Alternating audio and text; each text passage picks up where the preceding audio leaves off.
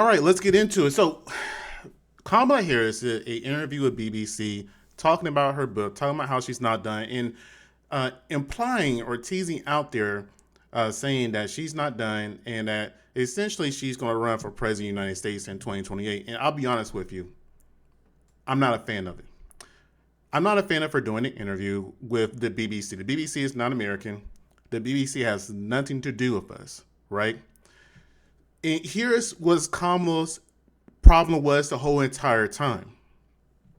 One of the things that tripped her up with so many people, if we're being honest, is her identity. Unfortunately, identity plays a very large part in politics. If it didn't, the majority of our presidents would have been white or some form of Christianity. Here's the thing.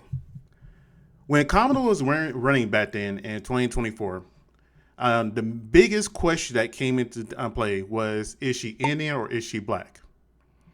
And just because you're Jamaican doesn't mean you are of black descent or have black ancestry. Even though Jamaica is majority black and you may have some black family members, that does not necessarily mean you yourself are black.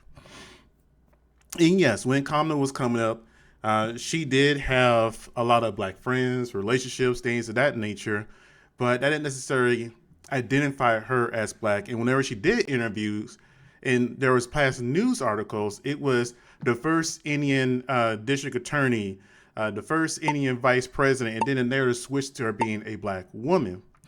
She went to an HBCU. White people go to HBCUs. It's not very common, but it happens. So there was a big divide there when it came between her and black people. So whenever you're trying to rerun for president, and truthfully, I'll get into my opinion of her campaign, the 107 days she loves to talk about so much during this interview with the BBC. But when it gets into her and how she could connect, and this is some free game I'm giving her that she could have did, she should have sat down with a black American reporter or interviewer. It doesn't matter if it's man or woman, as long as they're black American, and did the interview with them. She has such a strong following and love and family, especially with black women. And she's trying to connect with the black people, that if she solidified and strengthened that boat in connection right now, she would be a sure win to win. Let's be real here. However, though, she's still not doing that. She didn't go to a black person and do this interview after she's been silent for I don't know how many months. And yes, she's not the president. But I've been saying ever since she lost, anybody who's strongly considering running for president of the United States needs to start now. Don't wait until the end of 2027 or the beginning of 2028 to try to run a campaign. It needs to be done now. You need to be making speeches, trying to connect with people, do interviews, listening, all this other kind of stuff. Now, she says she's listening to the people, but clearly she is not. Whenever you listen to the interview with the BBC, and I'll play the clip I saw off TikTok, and I found the original video on YouTube, I believe, on their channel. That's about 20 minutes. I'm not going to play that 20-minute video. I'm just probably going to skip ahead to a few parts. But she's still failing. And here's the thing. She talks about a lot, her 107-day campaign. Okay. I had 107 days to run for president. It was a very short time. Here's the thing, though. She never earned that nomination. It was given to her. And she assumed she was going to give him the presidency. And the reason I say that is because out of that 107 days, 39 days, she did not sit down and interview or talk with anybody. And whenever she did finally talk to somebody, it was with Tim Walz. Speaking of Tim Walz, he's actually out there still doing speeches right now as we speak, even after the loss. I wouldn't be surprised if he's going to try to do a run himself the way he's been talking out there lately compared to Kamala. Your clout will not resonate to everybody because let's be real here. Besides for the small people that say, yeah, we told you so, we told you so. Everybody knew who Trump was. I made plenty of videos of who Trump was and who he is and what he said he was going to do. And every single thing I said in that video has came true because it came out his own mouth. I'm not surprised. I didn't vote for Trump. I didn't support Trump. But at the exact same time, he actually ran a campaign for Ever since he lost, he did not shut up. He kept going and going and going. And then I remember even saying when Biden was still trying to do the second rerun, and I would say, okay, Biden's going to lose just for the fact of the optics of that quote unquote ear thing that happened. I'll just call it that because it's YouTube. You know what I'm talking about when I say the ear thing. All right, so let's play this clip that I found from TikTok from the BBC, and we'll go from there. Let's see here. That is correct. I am not done. I have not decided yet what I will do in the future beyond what I am doing right now. In terms then of what is next for you, you write very powerfully about the differences that many women have made to your life, whether that was your meeting with Angela Merkel or the experience of growing up with your extraordinary mother or the stories of your baby nieces, Amara and Leela. When are they going to see a woman in charge in the White House? In their lifetime, for sure. Could it be you? Possibly. Have you made a decision yet? No, I have not. But you say... And you see, she's trying to feel the temperature. I feel like this is another temperature check. She's trying to see how people will feel if she does choose to run again. And I'll be real with you. I want somebody new.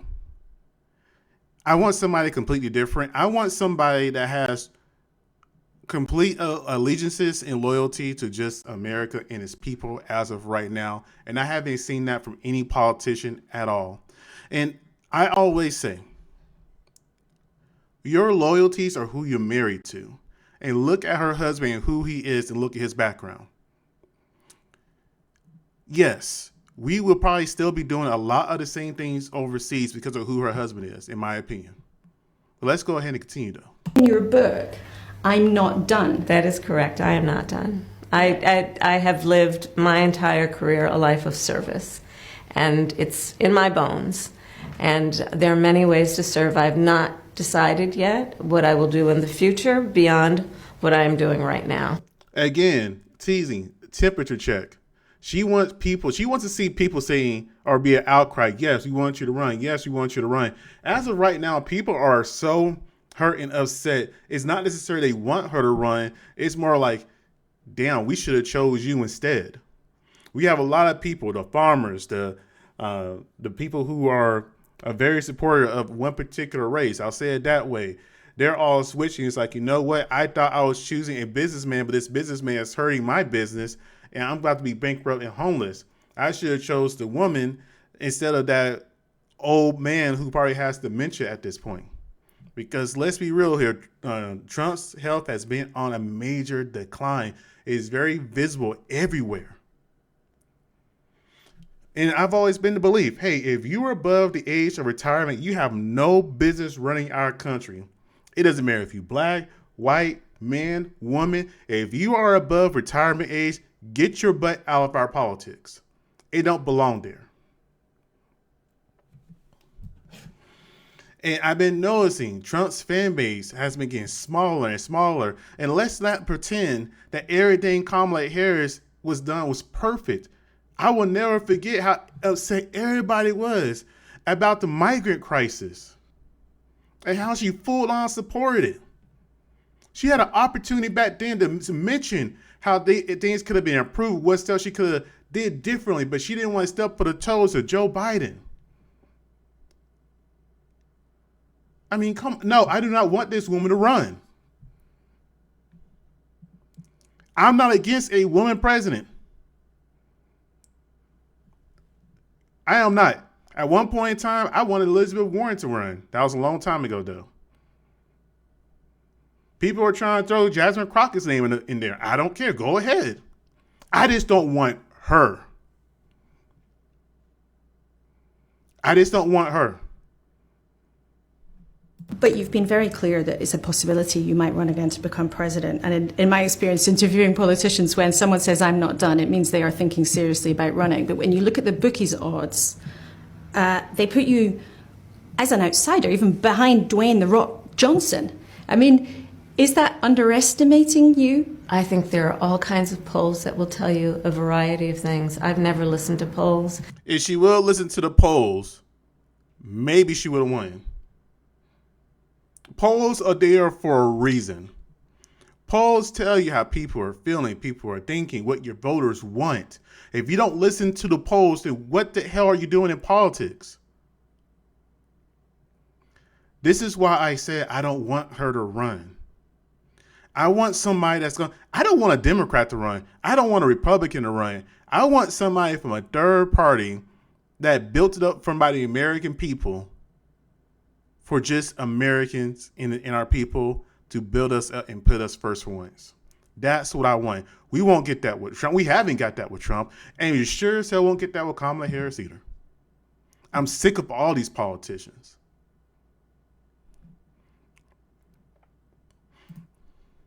But like I said before, I went to the YouTube page to view the interview there.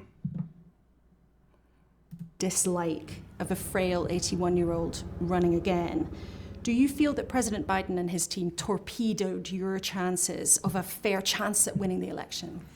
Well, as I've written, Again, I don't know why she's with the BBC. Brits have no business in our politics. the buck stops with me in terms of my campaign. It always did, and I take full responsibility for what I did, and that's part of why I wrote the book, is to talk about the reflections that I've had on those 107 days, what I thought were... Oh, yes, 107 days. 107 days, and 39 of those are being silent. She did not take this seriously.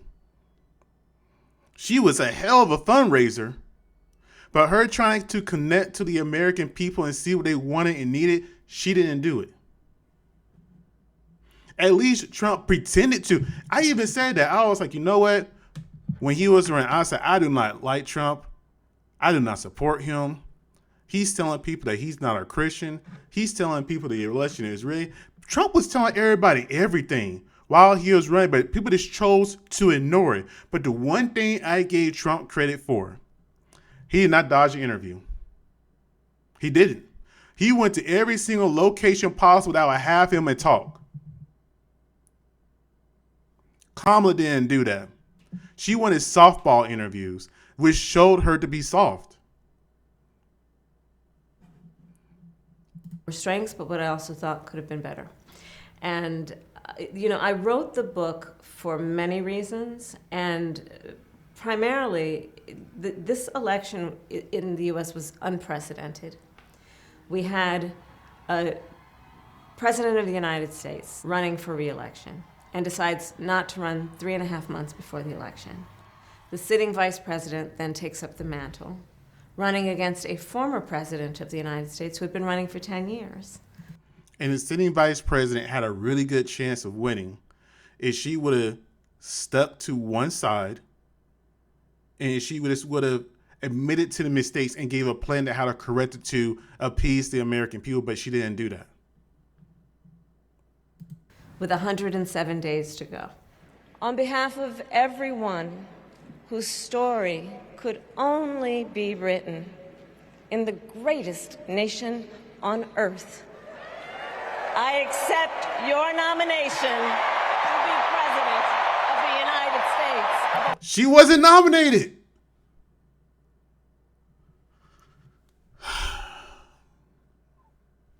All right. Anyways, I can't talk about this.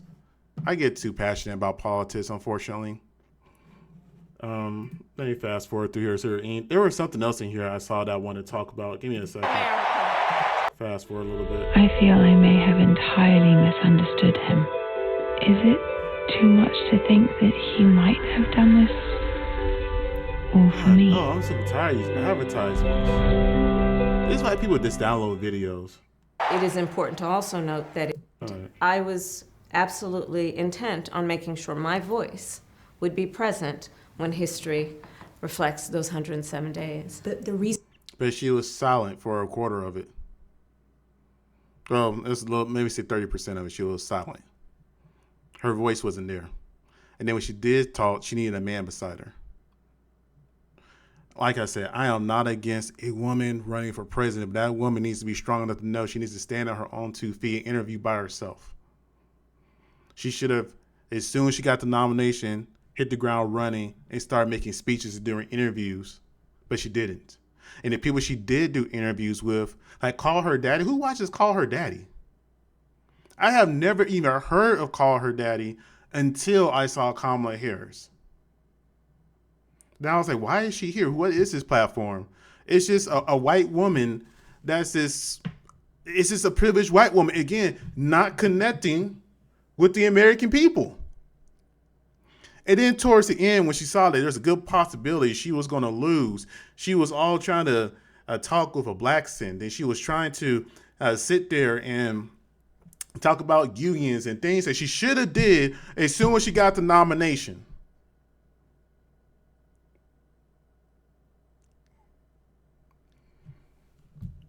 All right, anyways, I'm done. I got things to do. Like, comment, subscribe. Tell me what you think. You guys have a great day.